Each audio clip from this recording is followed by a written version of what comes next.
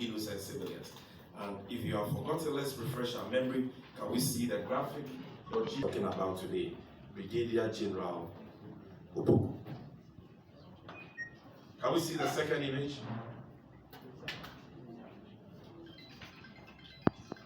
No, the second image.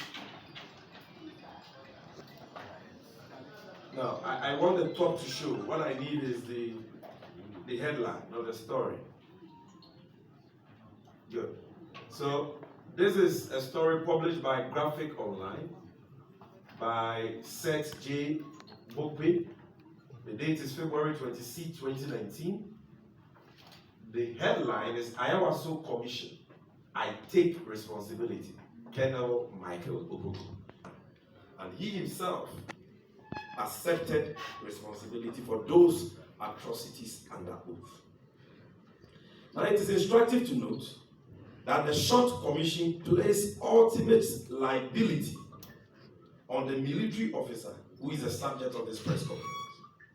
The commission recommended that he be reprimanded for, quotes, being ultimately responsible for the outcome of the SWAT operation at the Labaoleshi School Police Station, unquote. So, apart from his own confession, after the investigations by the short commission, they found that this man was ultimately responsible. And if we can see the extract from the short commission report, specifically paragraph 3 report on the Ayawaso West Ogun by-election mayhem. And if you read paragraph 3.4, this is what the commission had to say. This is not the NDC talking. This is not Sammy Gyamfi talking.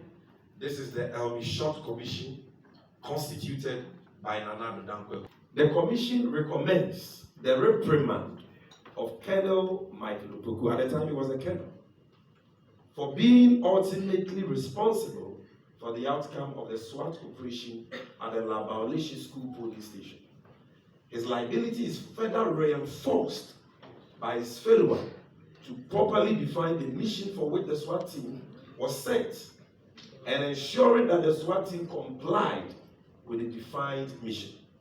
Further, he failed to conduct an internal inquiry into identifying the culprits of the offense when revelations became rife that there were operational lapses resulting in violations of human rights. If you go on to paragraph 3.5 of the Commission's report, it says, quote, it is further recommended that Colonel Opoku be made to immediately release the weapons used for, as well as the persons involved in the operation, to enable ballistic testing and analysis to be undertaken and for further investigations by the police. Now, sadly, but unsurprisingly, President Akufo-Addo, under whose leadership the said atrocities were committed by Colonel Opoku and his bandits, rejected the findings of the commission in his infamous white paper. To add insult to injury, President Akufo-Addo and the MPP have now promoted this man to the high rank of Brigadier General and rewarded him with the position of General Officer Commanding of the Central Command of the Ghana Armed Forces. I must say, the revered Ghana Armed Forces. This is what has further emboldened him to champion yet another election rigging scheme through violence. In his current position, and for those who don't know, this is a position given to him only in 2024. He was appointed in April and inducted in July of this year. And if you can go back to that green image, the extract from the Ghana Armed Forces website, you will see it. Central Command inducts Brigadier General Opoku into office. And if you look at this, the date is of Akufo-Addo and the NPP. Strategically promoted when he should be reprimanded and rewarded this critical position as a central, the commanding officer of the Central Command. And when we say Central Command, the headquarters of the Central Command is Kumasi, Ashanti region to be precise. I'm happy that the former regional minister and chair of Brexit, Dr. Samosapon, is here.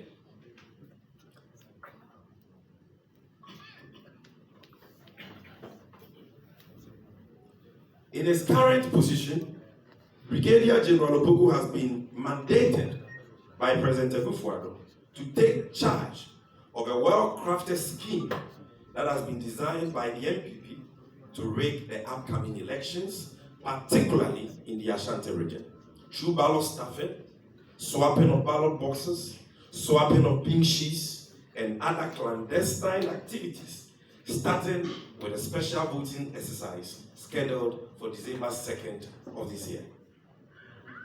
Having relocated his family to the United Kingdom, Brigadier General Opoku has vowed to do all it takes to carry out his shady election rigging plots in exchange for the position of Chief of Defense Staff in the unlikely event that the MPP wins the 2024 elections. So for him, it's personal. And those who know him will tell you that he openly brags that on December 7th and December 2nd, they will kill MPP supporters like flies. NDC supporters like flies.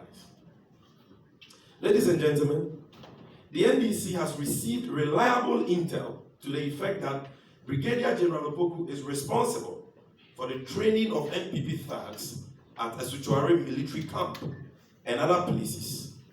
And he plans to clothe these bandits in military apparel to unleash violence on NDC agents, supporters, and innocent civilians on 7th December 2024 and 2nd December 2024, the special voting day. The NDC acknowledges and commends personnel in our security agencies who work tirelessly to protect our dear nation and are determined to protect the votes of suffering Ghanaians. Let me repeat this for emphasis. The National Democratic Congress acknowledges and commends personnel in our security agencies who work tirelessly to protect our dear nation and are determined to protect the votes of suffering Ghanaians. Sadly, unlike the many professional and noble men and women in Ghana's security agencies, Brigadier General Opoku has turned himself into a rabid MPP functionary who openly mobilizes funds from businessmen in Kumasi for the New Patriotic Party. Per our credible intel,